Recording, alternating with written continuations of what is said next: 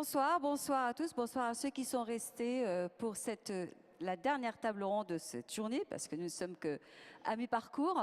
Donc, juste pour information, je rappelle que nous avons parmi nous Laurent Salle, donc nous allons être croqués et nous allons pouvoir nous regarder cette fois-ci sur les écrans, et contrairement à l'année dernière où il y a eu quelques surprises chez les intervenants. Et puis à 19h30, nous aurons le plaisir d'écouter Babel l'héritage.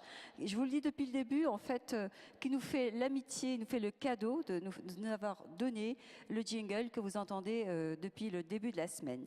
Alors là, nous allons passer à un dossier en fait qui est assez, sur lequel on connaît peu de choses en réalité. Il y avait une dame tout à l'heure dans le public qui était intervenue en disant voilà, moi j'ai été, mon mari a été malade ou est malade, je ne sais plus, parce qu'il y a eu des maladies en fait qu'elle a contractées à l'hôpital. En gros, elle responsabilisait un système, elle le rendait responsable de la maladie de son mari et elle demandait qu'est-ce qu'il est possible de faire.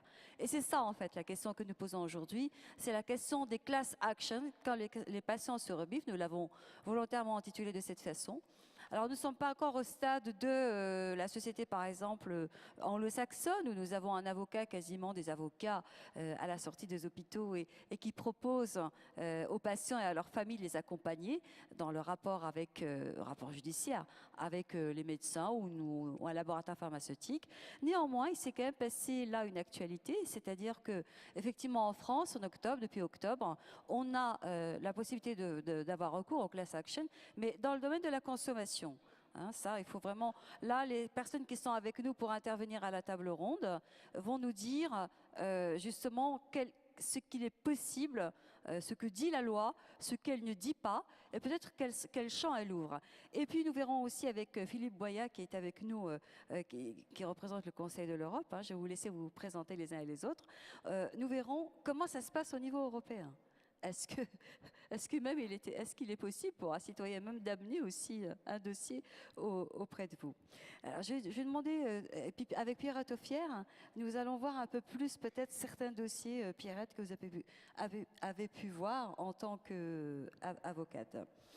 Et puis Nicolas Gambeau qui est à ma droite. Oui, c'est ça, j'ai toujours peur de la droite, la gauche parce que je me trompe en fait. J'ai pas beaucoup le sens de l'orientation.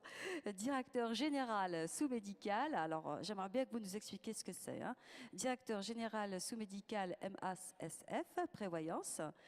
Dites-nous ce dont il s'agit. Nous en avons déjà parlé, moi je le sais en fait, mais juste pour que les choses soient claires pour le public, de quoi vous vous occupez exactement? En un mot, nous sommes une société d'assurance qui garantit la responsabilité professionnelle des professionnels de santé. Et pour faire simple, nous assurons 2 médecins sur 3 en France. Les professionnels de santé, donc les médecins par exemple? Les médecins, les sages-femmes, les infirmiers, les kinésithérapeutes, nous proposons des garanties d'assurance de responsabilité à l'ensemble des professionnels de santé. D'accord. Et aujourd'hui, à mon avis, les assurances doivent être en augmentation, peut-être, non? On verra ça tout à l'heure. On en reparlera. Pierre Atoffière, on vous a écouté hier, c'était sur le dossier de la fin de vie.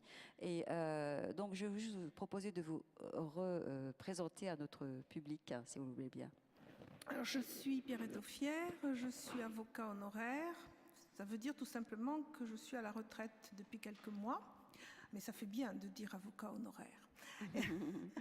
Ce qui me permet d'être là toute la semaine avec vous, parce que j'ai un peu plus de temps pour m'intéresser à tous ces soucis et tous ces problèmes. Et je suis également médiatrice familiale depuis 1989. Et je travaille à Toulouse avec l'espace régional éthique Midi-Pyrénées. Christian Saoud, qui est arrivé tout à l'heure, je vais vous laisser également vous présenter.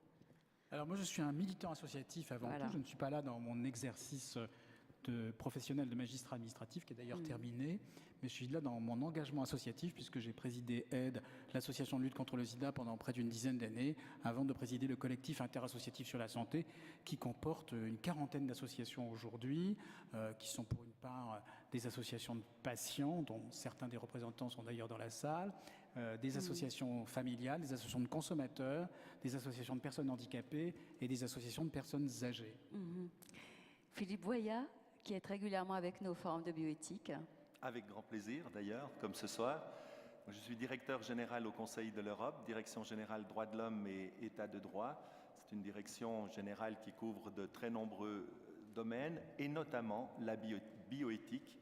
Nous avons une unité qui s'occupe des questions liées à la bioéthique et qui est chargée en particulier de suivre la mise en œuvre de la Convention d'Oviedo, qui est la Convention du Conseil de l'Europe pour la protection des droits de l'homme et la bioéthique. Donc nous sommes directement concernés par tous les problèmes que le Forum de bioéthique aborde. Aborde, effectivement. Alors, Nicolas Gambeau, j'ai commencé par vous en plus parce que je sais que vous devez partir un peu plus tôt. Je disais tout à l'heure, avec un peu d'humour, mais en fait, c'est une vraie question. Est-ce qu'aujourd'hui, on a, première question, est-ce qu'on a une judiciarisation des rapports qui est importante? Finalement, ça concerne aussi Maître Offière, entre médecins et patients. Et puis, est-ce que aujourd'hui, l'activité médicale demande des assurances encore plus importantes que, je ne sais pas, il y a 1 an, 2 ans, 3 ans, 4 ans, que jadis? Alors d'abord, est-ce qu'il y a une judiciarisation? La réponse est non. On a connu entre les années 90 et 2000 une augmentation du nombre de réclamations. Ça, c'est sûr. Elles ont augmenté de 100% très précisément à effectif constant sur notre portefeuille d'assurés qui représente, comme je vous l'ai dit, un peu plus de 60% des médecins français. Donc c'est un bon panel, à mon avis, pour permettre de suivre une statistique assez significative. En revanche, ce que l'on voit d'abord, c'est une disparité au niveau de l'exposition au risque d'un médecin à l'autre qui est fondamentale. Un chirurgien sur 2 est mis en cause dans l'année. 1 sur 2. Il est mis en cause dans l'année? Dans l'année.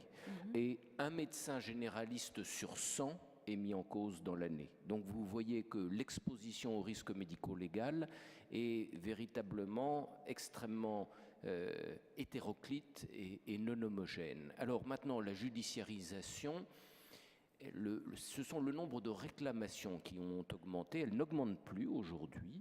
Nous sommes sur un seuil.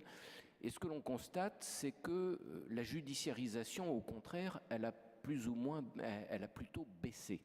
À savoir que nous avons connu une loi absolument fondamentale en 2002, qu'on appelle la loi Kouchner, qui a eu pour objectif de déjudiciariser justement les relations entre les malades et les médecins, et les professionnels de santé. L'objectif, c'était de trouver des solutions rapides aux conflits, des solutions gratuites pour les malades, en créant ce qu'on appelle les CCI ou les CRCI à l'époque. Et cela fonctionne extrêmement bien. Aujourd'hui, la création de ces commissions permet d'aboutir à des résolutions des litiges, qui existent toujours, bien entendu, mais de façon extrêmement rapide, en moyenne entre 11 et 12 mois au bout de la réclamation portée, alors que si on va devant un tribunal, on a une moyenne de 3, 5, voire 7 ans de contentieux.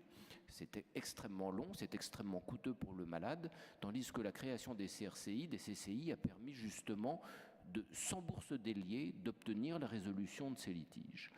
Alors, ce sont des litiges individuels dont je vous parle, et l'objet de notre table ronde aujourd'hui, c'est de parler des class actions, donc des actions de groupe, parce que là, je ne parlais que des actions individuelles.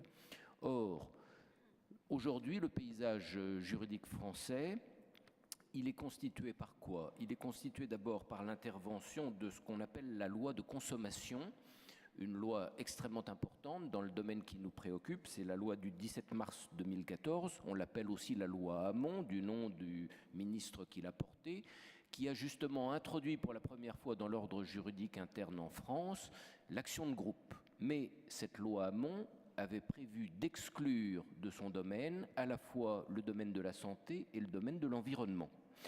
Pourquoi? Parce qu'il y avait trop d'incertitudes, d'une part, sur la possibilité d'introduire de façon évidente ces actions de groupe en matière de santé, et le régime juridique était difficile à construire. Et donc, cette loi, justement, elle avait prévu un délai de réflexion, puisque elle prévoyait que 30 mois plus tard, après son introduction dans l'ordre juridique interne, or je rappelle qu'elle date du 17 mars 2014, eh bien, le gouvernement devait remettre au Parlement un rapport pour évaluer les conditions de sa mise en place et justement pour permettre d'envisager d'étendre son champ d'application à la santé notamment.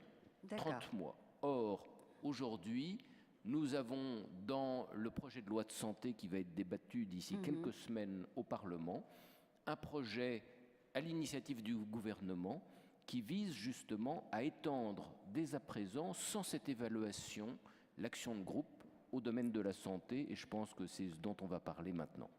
Oui. Alors, et puis on va essayer d'y aller un peu graduellement là, sur les questions juridiques, parce que pour vous c'est un jeu, c'est voilà, c'est votre domaine, mais on va essayer d'y aller. L'essentiel c'est de comprendre ce que aujourd'hui, ce dont le consommateur ou le patient dispose pour pouvoir. Alors, on va faire la distinction entre aller sur un litige ou alors sur une action groupée. Alors, Pierre Etoffière. Oui, moi je peux essayer de vous apporter, avec la loi qui existe aujourd'hui sur la consommation, la façon dont ça fonctionne. Et on va pouvoir tout à fait comprendre que ce système de fonctionnement va être appliqué au domaine de la santé. Alors, aujourd'hui, si vous voulez, quand vous voulez introduire une action contre un adversaire, vous saisissez le tribunal, vous attendez que ça passe plus ou moins rapidement devant un magistrat qui rend une décision et après, on peut y avoir un appel. Enfin, tout ça, vous connaissez plus ou moins. Ce qu'il faut comprendre, c'est que quand vous agissez individuellement, sauf pour les gens qui ont le bénéfice de l'aide juridictionnelle, vous avancez des frais à tous les niveaux. L'intérêt de l'action de groupe telle qu'elle existe aujourd'hui pour le droit de la consommation, d'abord, c'est que ce n'est pas vous qui allez agir. C'est une association et une association agréée. Aujourd'hui, pour le droit de la consommation, il y a 15 associations qui sont agréées pour introduire l'action. Cette association, pour introduire l'action, elle a besoin qu'il y ait simplement une ou deux personnes qui la saisissent, à condition que l'association vérifie un petit peu que les conditions sont remplies, et c'est l'association qui saisit le tribunal. Le tribunal va d'abord rendre un jugement sur la responsabilité de l'entreprise. Je suis toujours dans le droit de la consommation, mais on peut faire le parallèle. Et au vu de ce jugement, il y a une publicité qui est effectuée de ce jugement de par tous les moyens utiles, Internet, affiches, etc., à la charge de l'entreprise qui est condamnée. À l'issue de cette publicité, il y a un délai qui est de, je crois, 6 mois, je ne veux pas dire une erreur, mais enfin, on prend un délai assez court, pour que toutes les personnes qui auraient subi le même préjudice puissent se manifester auprès de l'association pour être indemnisées. Ensuite, le tribunal décide de l'indemnisation et à ce moment-là, s'il y a des difficultés, on peut revenir devant lui. Il y a un compte qui est ouvert à la Caisse des dépôts et consignations où l'argent est placé et il est redistribué par l'association ou mandataire.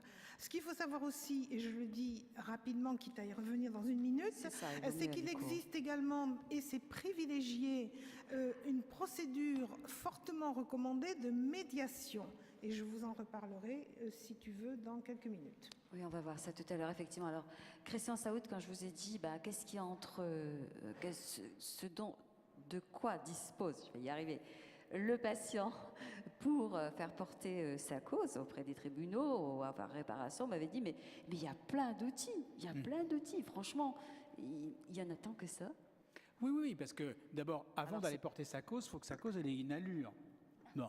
Donc il y a d'abord une première chose qui est de documenter les faits. On ne va pas comme ça devant le juge, comme on se promène sur la place Kléber, en passant sous l'aubette, on a vu le bureau d'un juge et on y va. Non. Et c'est là où la loi Kouchner a eu une avancée considérable, avec le droit d'accès au dossier médical. Quand il y a eu un litige dans le système de soins, le plus souvent, au fond, on ne sait pas. Et malheureusement, on ne sait pas qu'on a le moyen de savoir, c'est-à-dire d'avoir accès à son dossier médical. C'est une obligation pour l'hôpital privé comme pour l'hôpital public, pour l'hôpital comme pour le médecin de ville, de donner le dossier médical à toute personne qui le réclame. Et puis, si on n'a pas réussi à l'obtenir comme ça, sur simple demande, on peut l'obtenir chez le juge en lui demandant une expertise en référé. Donc on aura déjà une idée du contour du litige. C'est les premiers outils dans ma boîte à outils.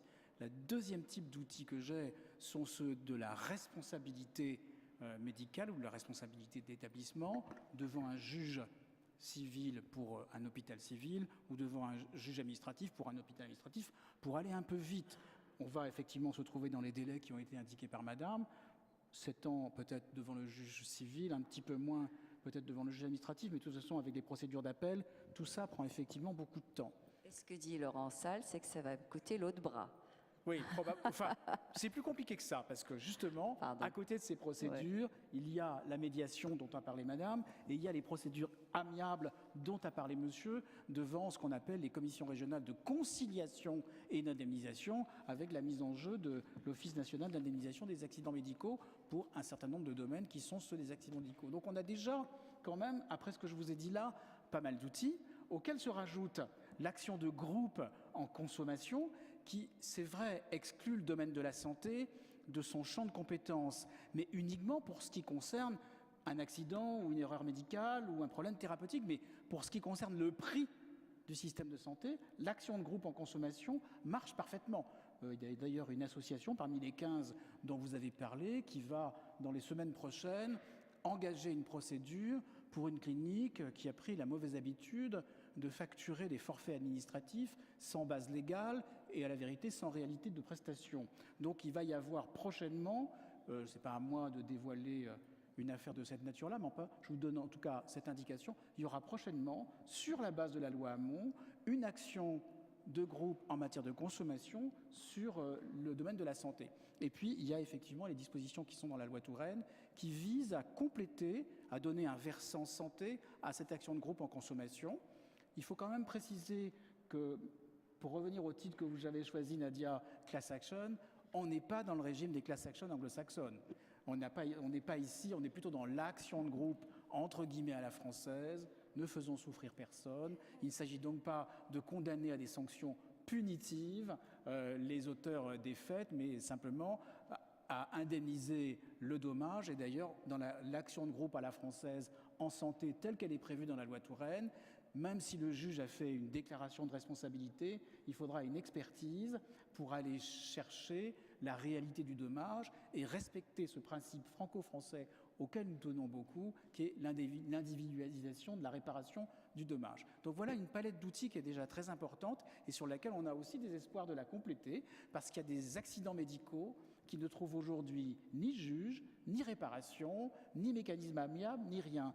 C'est un certain nombre d'accidents médicaux à caractère sériel, parce qu'ils sont en dessous du seuil de 25% d'incapacité qui est prévu par les textes actuellement en vigueur. Et pour cela, on réclame, nous, la création d'un fonds. Donc, Nadia, on a une vraie palette d'outils à la disposition du citoyen. Sans doute la faiblesse vient de cette espèce d'infériorité dans laquelle on se sent vis-à-vis de la chose juridique, oui. Et puis de l'absence de connaissance globale d'éducation du citoyen sur, au fond, ses droits, leur mise en œuvre et ce qu'ils peuvent obtenir. Donc c'est plutôt, à mon avis, une question de pédagogie, une question de culture aussi, de se dire, voilà, on a des droits qu'on peut actionner.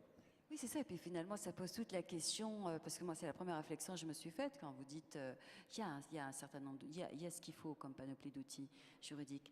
Je me dis, c'est que ça repose encore une fois toute la question de la place du citoyen dans le système de santé, dans le débat public, finalement. Mais là aussi, en même temps, il y a des outils. Enfin, en tout cas, pour le collectif que je représente, on a mis en place une ligne téléphonique, avec le soutien d'ailleurs de la puissance publique, puisqu'elle est financée notamment par la Direction générale de la santé, mais aussi par des bailleurs de fonds privés, au titre de la solidarité et de la responsabilité sociale des entreprises.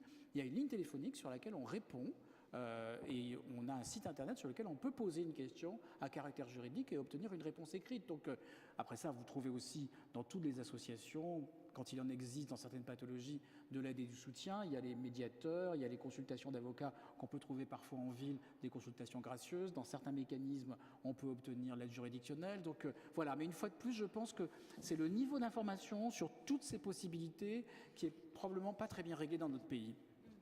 Philippe Boyer, alors quand on arrive à l'échelon européen, on se dit, d'une part peut-être comment ça se passe ailleurs, si on voulait un peu avoir un exemple d'un autre pays, de notre société, vous de choisir peut-être votre pays ou peut-être l'Allemagne, et puis de savoir quelles sont les possibilités pour le citoyen européen, ce dont il dispose comme recours possible. Merci. Je suis ravi de l'intervention qui vient d'être faite parce que ça me permet d'enchaîner. On parle de class actions et en droit, lorsqu'on parle de class actions, on voit tout d'abord l'action qui s'est développée aux États-Unis, même s'il faut bien l'admettre, ces class actions sont nées au XVIIe siècle en Angleterre. Ce sont les juges anglais statuant ex aequo et bono, c'est-à-dire selon les règles de l'équité, qui ont lancé au fond l'idée de ces recours collectifs. Alors la class action, et peut-être c'est important très rapidement de voir ce que c'est aux États-Unis pour voir la différence de culture, parce qu'il y a plein de conséquences qui en découlent. Donc c'est un recours collectif, c'est une procédure qui permet à un certain nombre de personnes, 10 personnes, 100 personnes, 1000 personnes, 10 000 personnes, 50 000 personnes, de se regrouper et d'agir ensemble en justice parce qu'elles ont subi un dommage similaire et elles vont donc avoir une action qui leur permettra de saisir un juge en vue de toucher une indemnisation. En réalité, il s'agit d'une action en responsabilité. Alors aux États-Unis, une seule personne peut lancer une class action et il s'agira d'identifier toutes les personnes qui potentiellement sont touchées par le même dommage. Et ces personnes, sans rien faire, sans rien dire, seront incluses dans la class action. Et c'est un système d'opting out. Si vous n'êtes pas d'accord d'ester en justice avec les autres, c'est à vous de dire non, je sors de l'action. Ensuite, comme Nadia Aubin l'a très bien dit tout à l'heure, il y a un système mercantile derrière. Il y a des grands bureaux d'avocats qui sont friands de ces class actions parce qu'aux États-Unis, on ne parle pas de quelques milliers d'euros. Je pensais aux cigarettiers. Depuis 1990, ils ont dû payer pour les fumeurs 360 milliards de dollars. Donc on parle de sommes astronomiques. Pour l'amiante, c'est 190 milliards de dollars. Donc je ne crois pas que c'est dans ce sens-là que l'Europe doit se diriger. Et alors ces avocats, ce qui est complètement contraire au droit européen, travaillent au pourcentage. On a 1 milliard, je prends 20%. Ensuite, autre chose, on n'individualise pas le dommage. Tous les membres de la class action vont toucher la même somme, ce qui n'est pas très juste, parce que tout le monde n'a pas subi le même dommage. Alors, en plus, on en a parlé tout à l'heure, il y a des intérêts punitifs. Un certain montant est donné, attribué comme punition, au fond, pour le dommage causé. Alors, j'en viens à la question. En Europe, il n'existe pas, au niveau européen, une véritable class action. Il y a une recommandation de la Commission européenne qui demande à ce que l'on introduise ce qu'on appelle des recours collectifs en cessation de l'atteinte et en réparation. L'objectif est le même, mais avec des voies tout à fait différentes. Oui. Pas d'intérêt punitif, pas de possibilité pour l'avocat de travailler au pourcentage. L'avocat doit travailler selon les règles ordinaires de rémunération d'un avocat.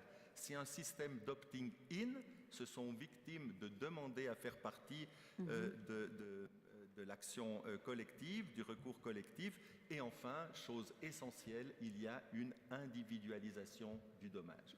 Alors voilà pour le niveau de l'Union européenne, où on en est aujourd'hui. Est-ce qu'un jour on aura une réglementation, une directive, un règlement européen qui contraindra les États à introduire une telle action? Ce n'est pas impossible. Et j'aimerais faire encore une remarque. On a parlé d'erreurs, de fautes médicales. Je ne vais pas entrer dans ce débat-là, mais c'est un débat très important.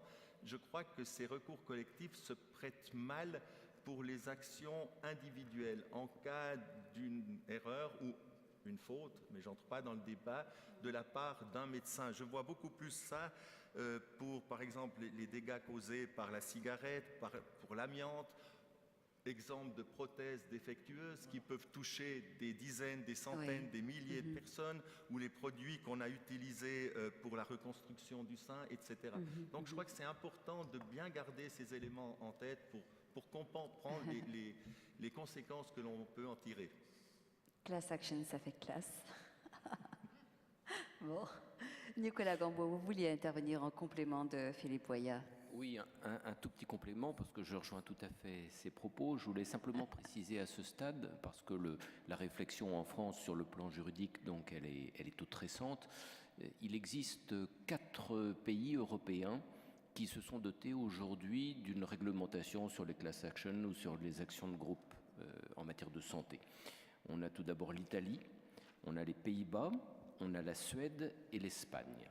Et aujourd'hui, aucune action de groupe n'a jamais été intentée dans ces pays, sauf les Pays-Bas. Et la Belgique, qui a tendance à copier la France, elle a copié la loi Kouchner une dizaine d'années après nous, la Belgique est en train de se doter, elle aussi, d'une loi. Et donc on a un projet de loi belge que l'on suit, nous, de façon extrêmement précise, qui veut aussi introduire dans le droit belge une class action et qui prévoit là un système de médiation obligatoire avant de permettre le recours à la décision de justice. Voilà pour faire ce petit complément européen. Oui. Philippe Boya. Si vous permettez, complément sur complément, en plus il y a le Portugal. Dans la constitution portugaise depuis le 19e siècle, ça vaut pour le droit de la consommation et la santé publique. Les Pays-Bas, c'est vrai. L'Italie, oui, depuis 2009 avec un système d'opt-in.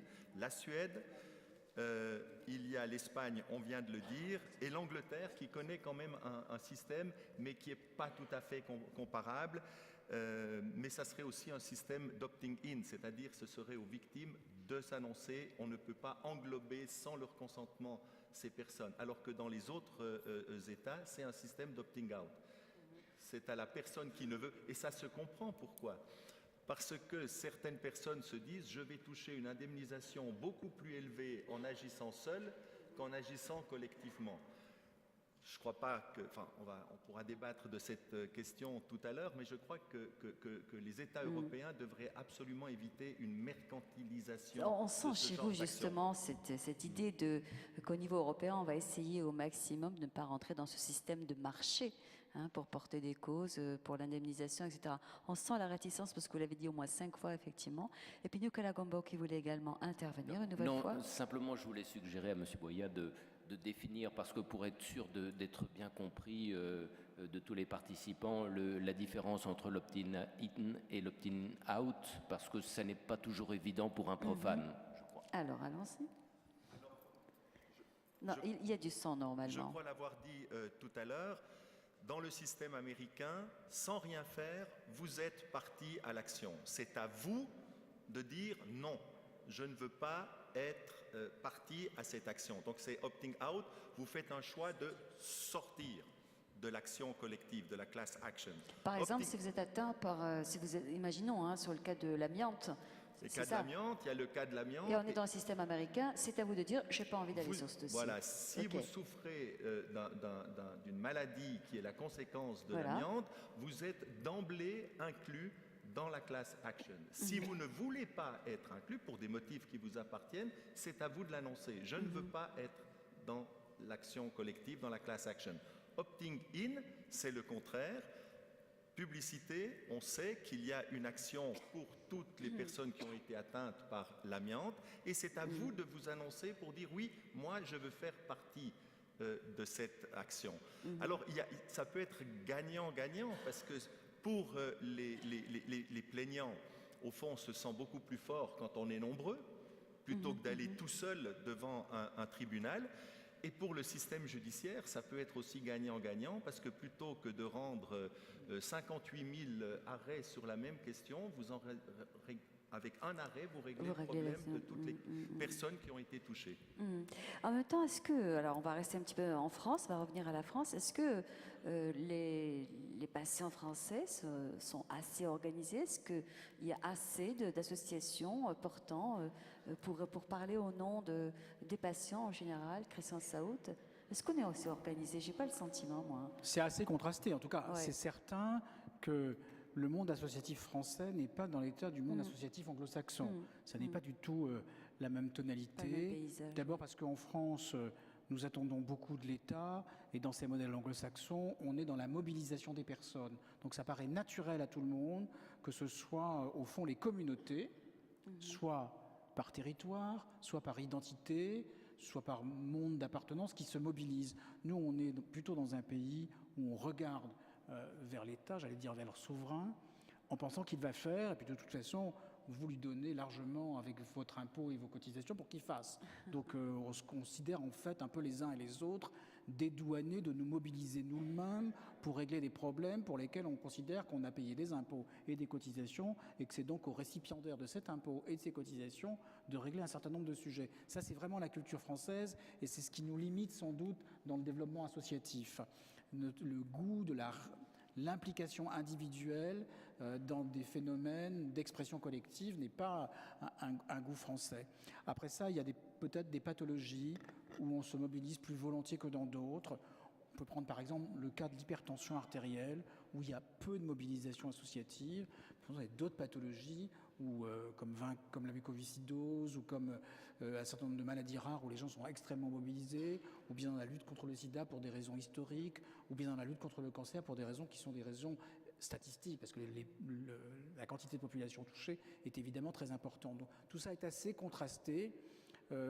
Et puis probablement sur le terrain judiciaire, la tradition n'est pas non plus dans le monde associatif d'aller sur des mises en cause judiciaires. Je me rappelle, pour citer ma propre expérience à l'intérieur de Aide, nous n'avons jamais été partis dans le procès du sang contaminé, par exemple, considérant que notre problématique, c'était la prise en charge des personnes, c'était le bien-être des personnes séropositives, c'était leur traitement. C'était plutôt le combat pour la reconnaissance des droits et le combat pour l'arrivée des traitements que le combat pour la mise en cause. On considérait au fond que les personnes étaient séropositives, c'était un fait et qu'il fallait d'abord s'occuper d'elles. Donc voilà, dans chaque association, dans chaque domaine, on a des logiques un petit peu différentes qui expliquent pourquoi le tissu associatif français n'est pas aussi fortement mobilisé que ce qu'on voit dans les pays étrangers. Et puis s'agissant des actions en justice et d'un mécanisme de réparation, il est vrai aussi qu'avec notre système d'assurance maladie solidaire, on n'est pas dans la même nécessité que dans des pays comme les États-Unis, par exemple, où on est dans un système assurantiel privé, voilà, avec des faibles garanties publiques. Donc on a tendance à essayer de trouver un autre modèle d'organisation, celui effectivement de la dimension punitive, pour trouver des solutions indemnitaires. Vous sentez-vous dans la peau de ce personnage ? Moi, personnellement, oui, je ne sais pas quelle est cette chemise à carreaux et cette salopette dont on m'a affublé, parce que je les avais effectivement... Le coupable est là-bas. Au même moment où j'avais d'ailleurs des cheveux et des sabots suédois, mais c'était il y a longtemps. Donc, oui, oui, il y a sûrement un intérêt, mais Yann Le Cam devait être avec nous, puis il se trouve qu'il n'est pas là, mais oui, il est l'exemple même d'une personne qui essaie de mobiliser au plan européen beaucoup d'associations ensemble. Ouais. Oui, la difficulté sur laquelle on bute, c'est les systèmes de référence dans lesquels on est les uns et les autres, qui ne sont pas les mêmes. Par exemple, la Suède a à peu près 90% de son modèle indemnitaire qui est un modèle amiable et 10% qui est un modèle judiciaire. Nous, je pense qu'on est à peu près, enfin je ne sais pas combien on en est, mais on est plutôt à l'inverse. En tout cas, il y a une dizaine d'années, on était quasiment aux antipodes du système suédois, avec deux préférences, un modèle judiciaire pour indemniser et pas du tout un modèle amiable. Donc voilà, après chaque pays a ses typicités. En fait, mais c'est vrai qu'on a souhaité, comme on se pose régulièrement au Forum de bioéthique, la question de la place du citoyen dans le débat sur les questions de santé, les politiques de santé, etc. etc.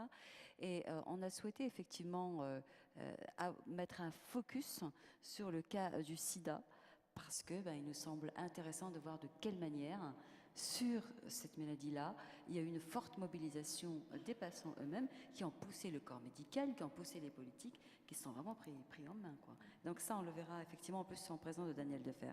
Juste avant de passer parmi vous pour vous donner la parole dans la salle, Pierrette, tu voulais encore dire quelque chose? J'ai senti beaucoup d'agitation. Je voudrais parler quand même du processus de médiation, la médiation qui est fortement recommandé dans ces procédures. Alors d'abord tel qu'il existe pour les actions au niveau de la consommation et tel qu'il est prévu pour les actions au niveau de la santé. Il est tout à fait possible que l'association provoque une médiation avant de saisir le magistrat. Et à ce moment-là, si un agrément est trouvé, il sera présenté à l'homologation du magistrat, ou que pendant la procédure, un médiateur soit désigné par le magistrat pour essayer de trouver une solution, on va dire, amiable, qui gagnera peut-être du temps et qui pourra permettre une solution appropriée. En tant que médiateur, je me pose toujours la question à ce moment-là, c'est vrai, du fait que ça va être une association, c'est-à-dire le représentant de l'association qui va mener la médiation. Je pense que, en tant que médiateur, ça peut être un peu difficile de s'assurer que ce représentant de l'association est, je dirais, le porte-parole de toutes les personnes concernées. En principe, on peut le penser, puisque le représentant de l'association, il a été saisi pour introduire l'action par des personnes qui lui ont demandé de le faire. Parce que quand même, cet accord, s'il intervient dans la médiation, il peut être en effet homologué, c'est-à-dire que le juge va l'entériner, lui donner la force exécutoire. Ça veut dire que s'il y a des sommes qui sont décidées, elles pourront s'imposer. Il faut savoir également que les personnes peuvent ne pas vouloir après adhérer à cet accord obtenu en médiation. Par contre, s'il y a une décision judiciaire, ils peuvent se retirer de l'action de groupe, mais elle leur sera imposée. Et si la médiation est homologuée également. Et alors, dans le projet de loi, le médiateur serait quelqu'un, bien sûr, qui serait désigné sur une liste établie par le ministère de la Santé. Et il y aurait même une commission de médiation qui pourrait s'adjoindre.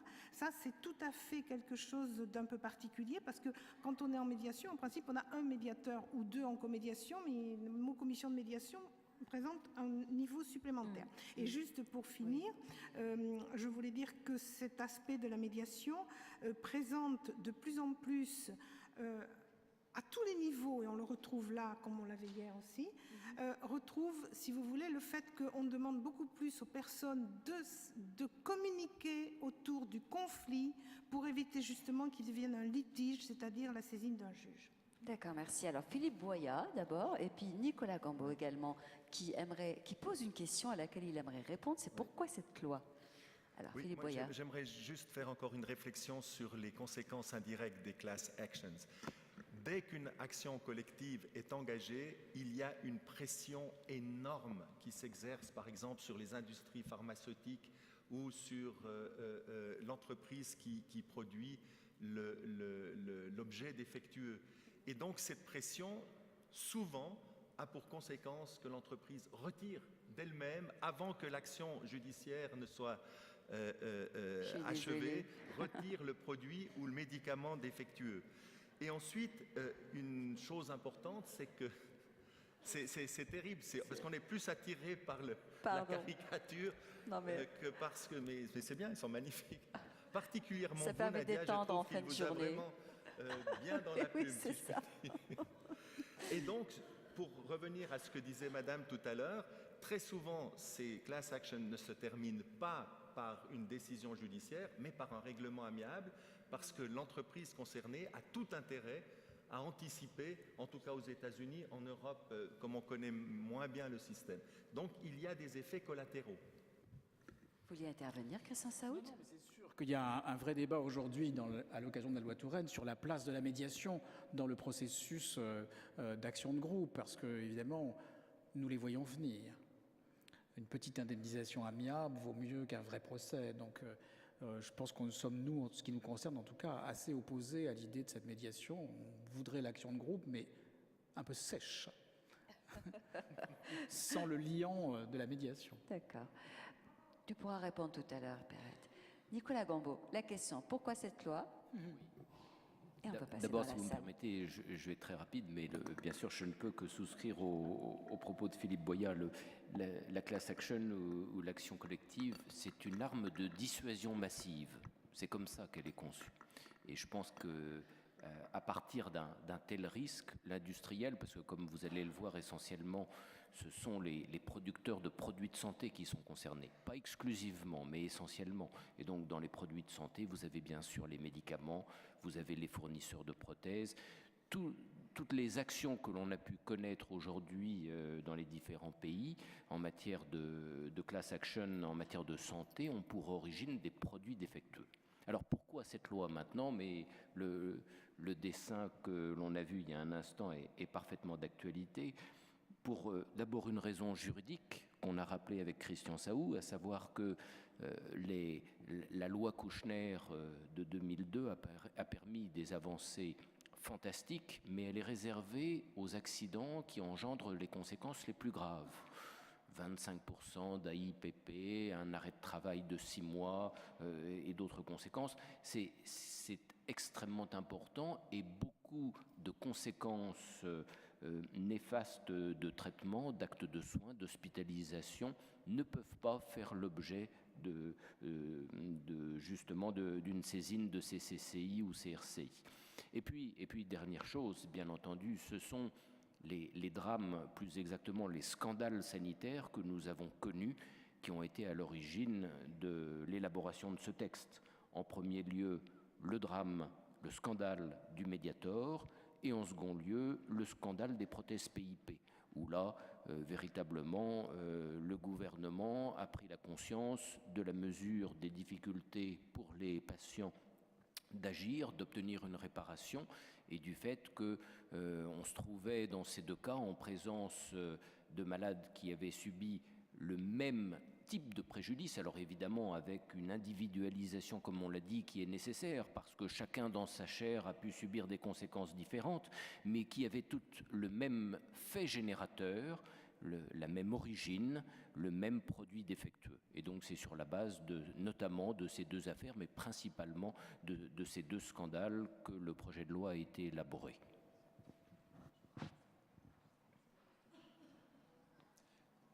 Qui souhaite poser une question ou prendre la parole?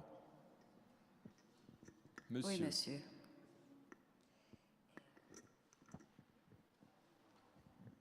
Oui, juste une question sur les... Je remonte à des choses très anciennes. Lorsqu'il y a eu les essais nucléaires français au Sahara, un certain nombre de militaires ont subi des radiations très fortes. Et est-ce que vous êtes au courant de la façon dont sont constitués les dossiers en question? Est-ce qu'il y a eu des class actions? Est-ce que c'est resté simplement individuel? Est-ce que la grande muette a été particulièrement muette? Comment ça s'est passé? Parce que bon, c'est un... En l'espèce, monsieur, il y a une loi spécifique sur l'indemnisation des accidents nucléaires qui fait que, voilà, il y a un texte spécifique pour ce risque-là, qui d'ailleurs avait fondé beaucoup d'espoir dans les victimes, notamment parce que l'exposé des motifs du texte de loi laissait pressentir que ça faciliterait l'accès aux juges et que ça faciliterait la reconnaissance des responsabilités et des indemnisations. Il faut bien dire aujourd'hui que c'est probablement pas le cas. Alors, soit l'instruction des affaires est difficile, parce qu'on est dans des séquences qui sont des séquences des années 60 ou 70 et l'administration de la preuve est compliquée, soit le texte lui-même de loi a besoin encore d'être aménagé, mais il y a un texte spécifique. Est-ce que ces actions de groupe sont véritablement l'arme nucléaire qu'on en attend? Je m'explique. Un industriel qui produit un produit chimique dont il ne vérifie pas l'innocuité parce que ce serait trop cher, il a un délai considérable de temps de nuisance avant qu'on se rende compte de la nuisance, et encore un délai considérable avant de pouvoir être traduit en justice. Est-ce que l'arme nucléaire dont vous parliez est opérante? Car quand on écoute, par exemple, comme on l'a écouté hier, Dominique Bellepomme, il nous dit qu'il y a tout un tas de produits chimiques qui sont mis, et on a vu avec le chlordécone qui peut rester pendant 200 ans dans les sols aux Antilles. Est-ce que ça va être dissuasif? Quand on voit les expériences européennes, je crois que c'est vous qui avez parlé de la situation aux Pays-Bas, en Suède, en Espagne, en Italie. Voilà des pays qui ont des textes comparables et qui ne montrent pas en regard une activité juridictionnelle extrêmement importante. Donc on peut avoir des doutes. Et puis, voilà, une fois de plus, on n'est pas dans les class actions américaines avec le caractère pénal de l'amende qui fait quelque chose de dissuasif. Il faudrait bien se dire que si on voulait être dans les class actions américaines, il faudrait qu'on ait à la fois le droit de la concurrence français, puisque vous avez vu que les sanctions de l'autorité de la concurrence sont pour le coup extrêmement fortes, plus les sanctions du juge pénal, plus les sanctions d'indemnisation. Donc voilà, c'est pas ça qui est écrit ni dans le texte de la loi Hamon, ni dans le texte du projet de loi Touraine. Donc c'est quelque chose d'autre, alors qui probablement correspond à notre ambiance européenne, probablement, mais sur lequel, en tout cas, nous, on dit, ça ne fera pas le bout du bout. Il faudra encore trouver un mécanisme pour indemniser un certain nombre d'aléas, parce qu'on ne trouvera pas de fautifs. Il y a, par exemple, dans la question du médicament, à l'évidence, et les médecins qui sont dans la salle et certains patients le savent, ils sont testés sur un échantillon populationnel infiniment plus restreint que la vraie vie du médicament.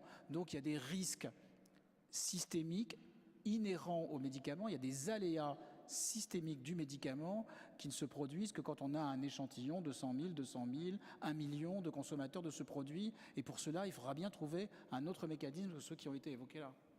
Nicolas. Comme d'habitude, ta question est piège et particulièrement difficile pour y répondre. Je rejoins ce que vient de dire Christian Saou. Ceci étant, et pour avoir échangé à plusieurs reprises au niveau de l'élaboration de la loi consommation avec Benoît Hamon, la loi consommation a été vraiment, au niveau des class action, enfin, au niveau de l'action de groupe, conçue comme une arme de dissuasion massive. Mais en matière de santé, c'est beaucoup plus délicat. Pourquoi ? Parce que la responsabilité du fabricant, elle est basée sur une obligation de résultat. Entendez, il n'y a pas besoin de prouver la faute du laboratoire qui a produit le médicament, qui a produit la prothèse, pour engager sa responsabilité. Il suffit de démontrer que le produit soit défectueux. Et le produit est juridiquement considéré comme défectueux s'il n'apporte pas la sécurité à laquelle on peut légitimement s'attendre. Ce qui veut dire que derrière, il y a toute une information du laboratoire à apporter. Le laboratoire qui, dans la notice du médicament, parce que je pense que vous êtes tous, comme moi, des consommateurs de médicaments, et quand on commence à lire la notice du médicament qu'il y a dans la boîte, on n'a plus vraiment envie de consommer le médicament, parce que quand on voit tous les mots qu'on peut en attendre, on se demande s'il est vraiment opportun de l'avaler. Pourquoi tout ceci ? Parce que de cette façon, le laboratoire se protège. Parce que si aucune faute ne peut lui être démontrée, à savoir si au moment où il a produit le médicament, toutes les études ont pu être réalisées selon lesquelles eh bien le risque n'est pas avéré, et que par ailleurs, au fur et à mesure des effets indésirables qui se font jour sur une consommation de ce médicament, eh bien, on en avertit les consommateurs, et donc on va allonger la liste, ce qui peut nous empêcher encore une fois de dormir, eh bien, la responsabilité du laboratoire ne sera pas engagée. Ce qui veut dire que, en ce sens, au niveau de la santé, c'est quand même beaucoup plus délicat, cette dissuasion, parce qu'encore une fois, déjà, on n'est pas sur une responsabilité pour faute, mais sur une responsabilité objective. C'est ce qu'on appelle l'obligation de sécurité de résultat en droit, et pas l'obligation de moyens. Et puis ensuite, parce qu'il y a toute l'information par derrière. Philippe Boyat. Merci. Pour revenir à votre question, vous disiez, est-ce qu'un des buts, c'est l'effet préventif ? Dans la conception américaine, oui. Et c'est pour ça, d'ailleurs, qu'il y a ces fameux dommages-intérêts punitifs qui donnent lieu à des sommes astronomiques. C'est, attention, vous avez une obligation de ne pas mettre sur le marché n'importe quoi. Et alors, je me rallie parfaitement à ce qui vient d'être dit, c'est que pour les produits médicaux, là, on a une responsabilité objective, c'est-à-dire on attend le résultat. Et c'est pour ça que tout à l'heure, dans mon intervention précédente, je disais tout ceci se prête fort mal dans les relations usuelles médecin-patient, parce que là, c'est une obligation de moyens. Le médecin s'engage face à son patient de mettre en œuvre les règles de l'art, comme on appelle, tous les moyens en sa possession pour obtenir le résultat. Mais il ne peut pas garantir le résultat. Et c'est pour ça que ce genre d'actions me paraissent mal à même de régler les problèmes de responsabilité individuelle. En revanche, il y a un vrai potentiel pour les cas que nous avons envisagés jusqu'à présent. Nicolas ? Très vite, et puis on revient à la salle, si vous le voulez bien. Je vais très vite, Mais simplement pour être bien compris, parce que je ne veux pas que mes propos soient déformés, le problème aujourd'hui, c'est qu'en France, nous, vous, moi, nous raisonnons sur des scandales que l'on a connus et donc sur des hypothèses où là, le fabricant est responsable pour faute. Parce que dans l'affaire du Mediator, dans l'affaire de PIP, il y a beaucoup de choses à reprocher aux fabricants. Alors que la responsabilité du fabricant, au niveau des textes européens, elle n'est pas conçue sur ce modèle. Alors évidemment, quand en plus il y a des fautes, c'est beaucoup plus simple. Mais voilà, aujourd'hui on raisonne sur une responsabilité totalement aggravée par rapport à ce qui avait été envisagé. Monsieur. Merci. Philippe Kahn, collectif interassociatif sur la santé Alsace. Je crois que monsieur vient de répondre un peu par anticipation à ma question, à mon observation, à savoir que le citoyen est moins choqué par le fait qu'une molécule puisse avoir dans le temps des effets indésirables qui au départ n'ont pas été détectés, que par les tricheries, que par l'appât du gain, que par la cupidité qui a été manifestée dans l'affaire du Mediator ou des prothèses PIP. Merci. Pierre Etoffière, très vite aussi. D'où peut-être, et je rebondis sur le fait que vous parliez du liant qu'il peut y avoir dans la médiation, moi j'allais dire la médiation c'est pas du diluant non plus. Et d'où peut-être l'intérêt de la médiation qui, par la compétence du médiateur, qui justement s'il est formé, parce qu'il faut toujours parler de la formation, peut permettre d'arriver à des accords, soit pendant une procédure engagée qui n'aboutira peut-être pas au niveau judiciaire, justement avec toutes les observations qu'on vient d'entendre, mais qui pourra permettre quand même une indemnisation, parce qu'il sera d'un intérêt mutuellement satisfaisant pour toutes les parties de clôturer le conflit avant d'élever le litige au-delà du nécessaire. Très bien. Alors, une autre demande de parole dans la salle? Moi, j'ai une demande. À Nicolas Gombaud. On a discuté depuis le début de la semaine du prix de la santé et de la volonté que tout le monde a d'en limiter le coût pour qu'il reste assurable et pour qu'on puisse être soigné. Puisque ton assurance couvre 60% des médecins de France, ce qui est énorme, est-ce qu'il t'est possible d'évaluer le coût du litige, parce que ce coût, il fait partie de la santé. Les médecins payent des assurances, donc ça fait partie, j'allais dire, c'est sur le poids et c'est sur le porte-bagages de la bicyclette. Quel est le coût des litiges, de la malfaçon, des affaires judiciaires par rapport à la santé ? Bien sûr, si je ne pouvais pas l'évaluer à partir de nos dossiers, je ne serais plus là parce que mon entreprise aurait fermé la porte depuis bien longtemps, puisque le principe de l'assureur, c'est de collecter une épargne et de la répartir pour couvrir un risque. Nous partons d'un risque que nous connaissons, que nous projetons sur l'avenir, et donc ça, bien sûr, je peux le peser. En revanche, je peux le peser par individu, par praticien, en fonction de sa discipline, de sa spécialité. En revanche, aujourd'hui, je ne peux pas le faire en fonction de l'acte pratiqué. Et il serait sans doute intéressant pour répondre à ta question, parce que tous les problèmes auxquels nous sommes confrontés aujourd'hui, ce sont des problèmes de société. Ce sont des choix, parce que malheureusement, la ressource n'est pas inépuisable, et donc des choix en termes d'engagement des dépenses. Or, et donc on va se retrouver confronté, c'est absolument terrible, mais est-ce qu'il y a lieu de donner une primauté au niveau du traitement de telle ou telle pathologie? Est-ce qu'on doit donner la préférence aux jeunes par rapport aux vieillards? Enfin, on arrivera un jour ou l'autre à des questions de ce type, et ça sera absolument terrible au niveau des réponses à donner. Moi, je suis incapable aujourd'hui de donner une réponse sur le coût du risque, sur l'amydalectomie, sur le traitement de l'obésité. Voilà, par praticien, oui. D'accord. Alors, Israël, juste pour ton information, tu vas être la prochaine victime de Laurent Salle. Il faut te préparer psychologiquement. Madame.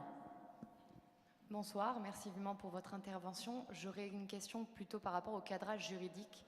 Est-ce qu'il y a un délai de prescription dans l'hypothèse de l'action de groupe et par rapport à l'éventualité d'une action en matière de santé, admettons que le dommage évolue au fil de l'action de groupe, est-ce qu'il pourrait y avoir une redéfinition et ou alors est-ce qu'il y a une systématisation à partir du moment où l'action est introduite, que les termes ne puissent pas en être changés? Merci. Alors, qui peut répondre? Nicolas Oui, Gambeau. je peux vous répondre, mais on parle d'une loi qui n'existe pas encore, puisque le texte va être soumis au Parlement, en principe, au printemps. Donc, aujourd'hui, je vous parle à partir du projet de texte qui a été élaboré par le gouvernement. Il ne prévoit pas, à proprement parler, de prescription extinctive. En revanche, ce qu'il prévoit, c'est que l'action de groupe ne peut pas être intentée lorsque les manquements ont cessé. Voilà tout. Elle est, pendant la procédure, elle est interrompue s'il y a un processus de médiation. Ça, c'est une règle de base. Une autre question dans la salle? J'ai une question à Christian Saout. On a en France une culture de l'individu et une culture en matière de préjudice de la donnée individuelle, c'est-à-dire je me plains parce que j'ai subi un préjudice. Si j'ai subi un préjudice et que ce préjudice est avéré comme étant lié à l'action du médecin ou du médicament, je vais pouvoir être indemnisé. Est-ce qu'on est en dessous de la main sur le plan des actions collectives dans notre pays en matière de santé par rapport aux autres pays? Des actions judiciaires ou des actions globales? Globales. Oui, mais ça, on n'a pas le goût de ça, on n'a pas le goût des aventures collectives, en tout cas pas dans le domaine de la santé. On l'a eu dans d'autres domaines en France, pour me faire comprendre, par exemple dans l'après-Front populaire ou sur l'éducation populaire. On l'a eu dans d'autres domaines comme ça, dans le mouvement syndical. Le mouvement ouvrier a été une aventure collective extrêmement solidifiante, extrêmement forte, extrêmement massive, même si, au fond, le taux de syndicalisation français n'a, lui, pas non plus été formidable. Donc, c'est des choses que nous répugnons à faire, à nous mettre en œuvre ensemble. Et pour la raison culturelle que j'ai indiquée tout à l'heure, c'est qu'on considère, au fond, que c'est le rôle de l'État de le faire. Et on a beaucoup de mal, les responsables associatifs qui sont dans cette salle le savent, à mobiliser nos concitoyens pour un sujet qui est un sujet de la santé. Alors, ça se redouble après avec des problématiques aussi de territoire. Comment se plaindre de tel ou tel médecin alors qu'on sait que c'est le dernier dans le territoire, ou comment se plaindre de ce médecin quand on sait que c'est ce seul médecin et que de toute façon il faudra revenir le voir. Donc ça fait aussi la fragilité de l'engagement des individus dans les combats sanitaires. Et dernier élément qui fait que nous nous mobilisons aussi difficilement et peu, c'est qu'en France, on est dans la culture du curatif et pas la culture du préventif. Il n'y a pas, si vous voulez bien accepter cette expression, de roman public sur la santé publique, sur la santé communautaire, sur la promotion de la santé. Nous ne sommes pas embarqués dans ces histoires-là. On est tous dans les associations en train de s'occuper de la réparation du dommage ou de la prise en charge ou de la qualité de la prise en charge d'une pathologie donnée. Mais il n'y a pas d'aventure collective en promotion de la santé, à l'inverse des pays du nord de l'Europe, qui sont tous des pays de santé publique et des pays de promotion de la santé. La France est un tout petit peu un pays de santé publique. Elle excelle avec Pasteur et le petit Joseph. On excelle et encore sur la vaccination, ça flotte un peu. Enfin, c'est à peu près ce qu'on sait faire en prévention, la vaccination et puis certains examens rituels. Mais voilà, on n'est pas un pays de culture de santé publique, donc on a du mal à se projeter là-dedans. Puis en plus, quand on fait de la santé publique, c'est très souvent une santé publique punitive. Fais pas ci, fais pas ça. Il suffit parfois de traverser la frontière et d'aller en Belgique pour voir que leurs messages de santé publique sont des messages infiniment plus positifs, où on remercie les citoyens pour quelque chose qu'ils font bien en santé publique. Ici, nous, on nous pénalise, on nous punit sur ce qu'on ne fait pas. Voilà, donc merci. Il n'y a pas de demande de parole. Moi, mais j'en écoutez... ai aussi, là. Ah, c'est bien. Monsieur. Non, mais je vous en prie. Non. Si vous avez envie de prendre la parole, vous me faites signe et c'est tout. Oui, il y y a la pharmacopée française qui est utilisée par les médecins lorsqu'ils prescrivent. Et il m'est arrivé, allant dans un pays étranger, que je peux citer d'ailleurs, que pour le même médicament, il y avait des indications supplémentaires et extrêmement importantes. Je l'ai répertorié au médecin qui m'avait prescrit ce médicament en France. Il était furieux parce qu'effectivement, il ne pouvait pas savoir. J'ai appris par ailleurs que pour un médecin de Strasbourg, d'ailleurs très connu, Hugues Gaguin, que la pharmacopée anglaise était bien plus sérieuse que la pharmacopée française. Bon. Oui, monsieur. Je vais quand même répondre. On a une uniformisation européenne des indications et désormais tout nouveau médicament passe par une autorisation européenne de mise sur le marché. Auparavant, ces autorisations étaient exclusivement françaises.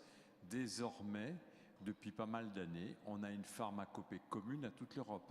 Ce qui n'est pas pour être tout à fait rassurant, parce qu'il nous a semblé, à nous en France, que certains médicaments avaient été plus ou moins lobbyisés fortement au niveau de l'Europe, ce qui avait été plus difficile en France. Encore qu'avec le Mediator, on a vu certains effets de lobbying, mais désormais, ce que vous dites de l'inégalité des indications par pays d'Europe n'est plus possible, puisque nous avons des autorisations de mise sur le marché, je parle sous le contrôle de Philippe Boyat, nous avons des autorisations de mise sur le marché européennes, donc une uniformisation.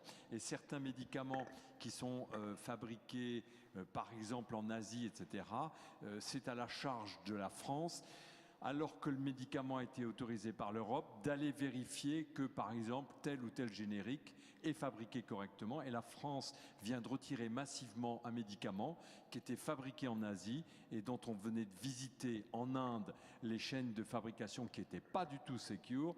L'Europe avait donné son feu vert et la France l'a retiré. Alors, monsieur. Oui, merci. Jean Lafont, association Vaincre la mucoviscidose. Nous voyons effectivement arriver avec intérêt cette loi. Dommage qu'elle n'ait pas été parue plus tôt, mais peu importe. Je m'interroge quand même, est-ce qu'on ne va pas créer là, pour des victimes regroupées, qui seront supportées par des associations, mais qui finalement n'auront en face d'eux qu'une espèce d'immense fonds de secours qui n'existe pas aujourd'hui, sans que pour autant c'est des effets de prévention, ça a été dit, mais également vis-à-vis de la réglementation du médicament aujourd'hui, et peut-être plus sur la réglementation des fabrications du matériel médical, des prothèses en particulier.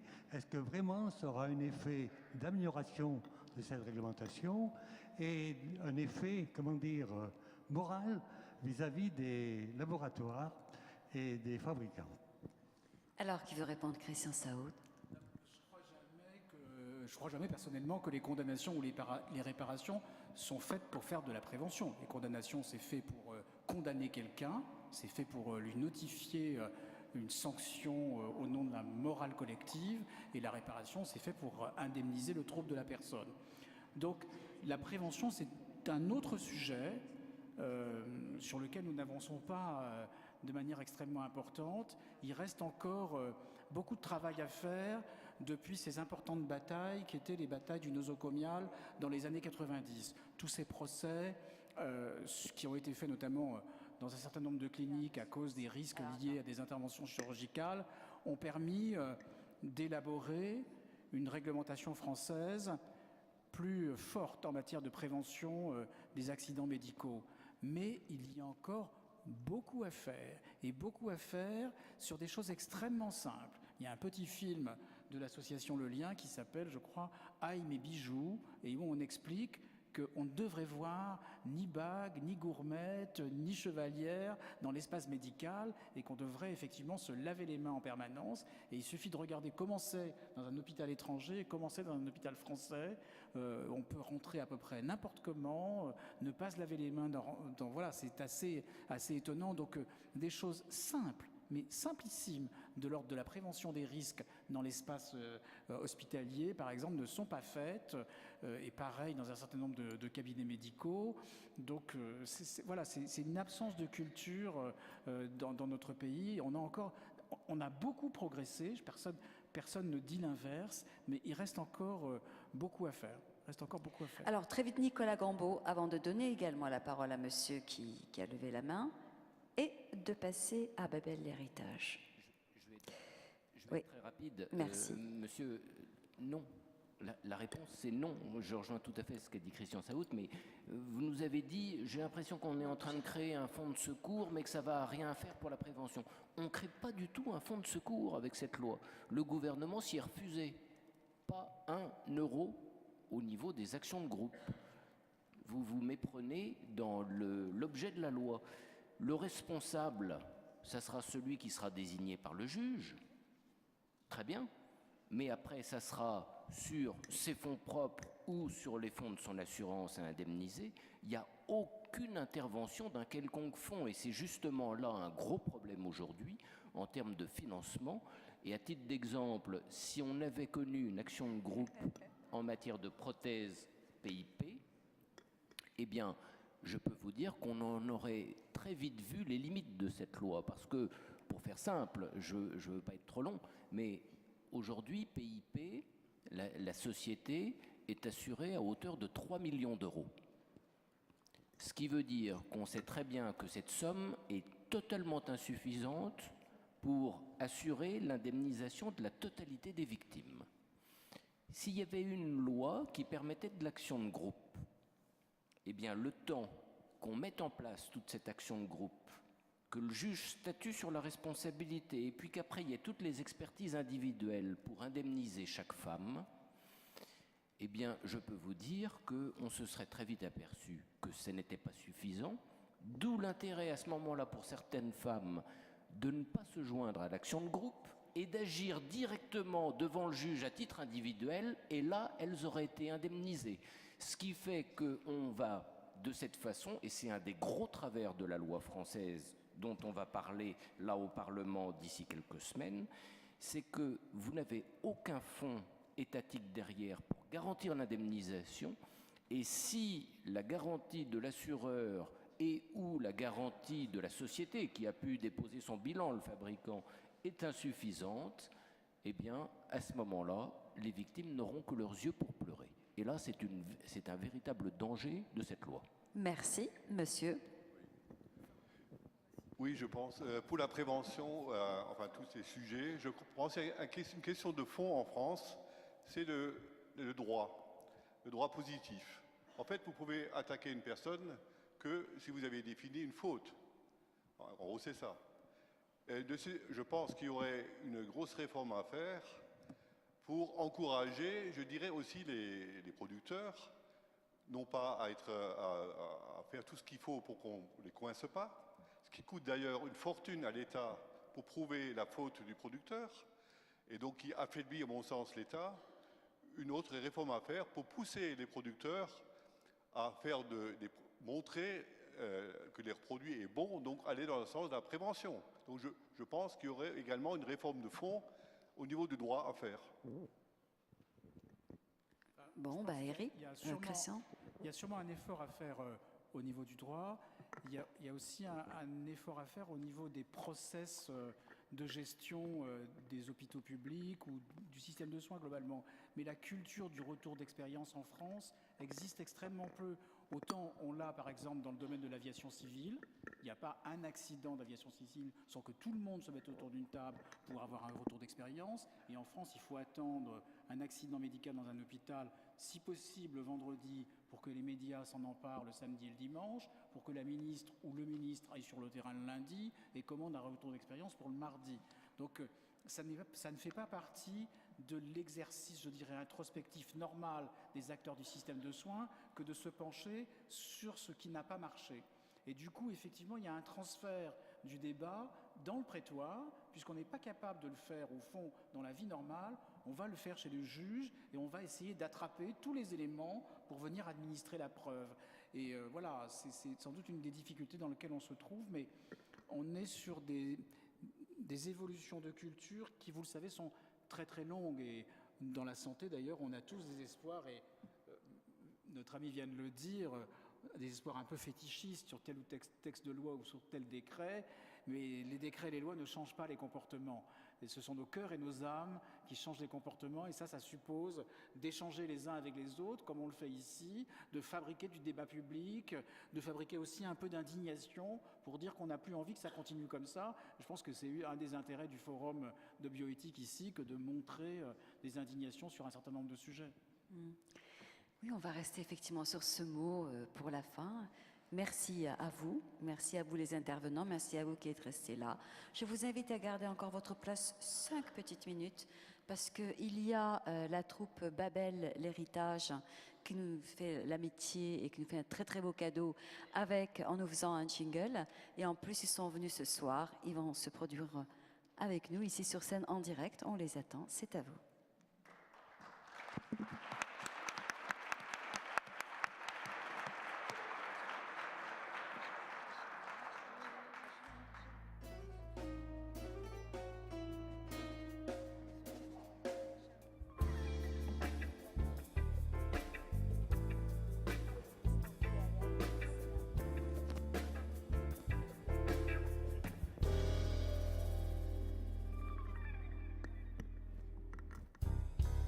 Si nos langues se délient, délivre-moi des sangles, des cercles ainsi décrits, dessine-moi des angles. Si tes hommes sont déçus, ils ne sont pas des anges ou des anges déchus qu'on remballe et qu'on range.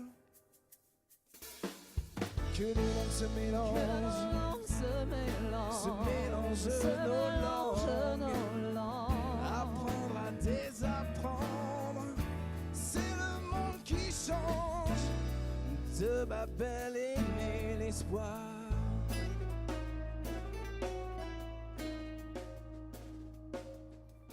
Écoutez cette prière, je ne trouve plus les mots. Échanger nos grammaires, changer nos drapeaux. Alors tu puniras tes enfants, tes fardeaux. Tu nous disperseras comme le sable dans l'eau. Que nos langues se mélangent, se mélangent nos langues. Apprendre à désapprendre, c'est le monde qui change. De Babel est né l'espoir.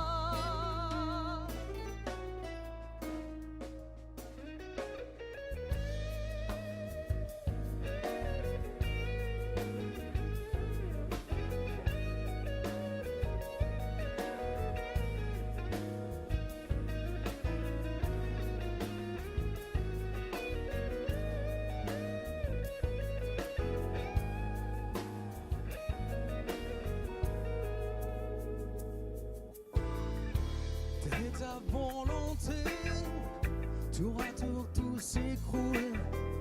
Toute une identité, identique à la foule. Pourrons-nous rebâtir?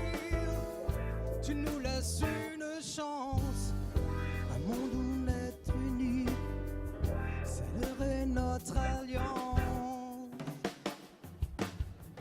Que nos langues se mélangent, que nos langues se mélangent nos langues. Apprendre à désapprendre, c'est le monde qui change. De Babel est né l'espoir. Que nos langues se mélangent, nos langues. Apprendre à désapprendre, c'est le monde qui change. De Babel est né l'espoir. Que nos langues se mélangent, nos langues. Apprendre à désapprendre, c'est le monde qui change. De Babel est né l'espoir.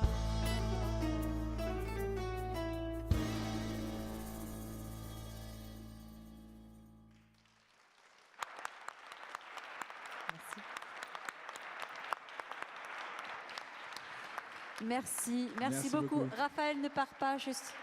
Voilà, ce qui va nous permettre de terminer cette longue journée d'une manière apaisée. Est-ce que tu peux juste nous dire quelle est, enfin, un peu votre actualité, où est-ce que vous serez la prochaine fois? Alors, et pour la comédie musicale. Alors, la comédie musicale, en 2 mots, on est en train de préparer la première au PMC l'année prochaine, le 21 mai 2016. 2016, donc, vous pouvez déjà noter la date.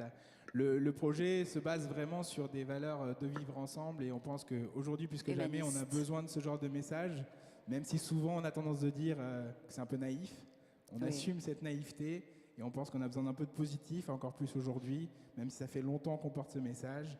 Et on espère que c'est comme ça que vous le prendrez. Et c'est ce partage de valeurs, d'ailleurs, qui nous réunit ici ensemble. Tout à fait. Avec vous aussi. Merci beaucoup. Merci beaucoup à vous. Merci aux Culture Angels. Merci. Et à demain. Bonne soirée à tous. Merci à vous.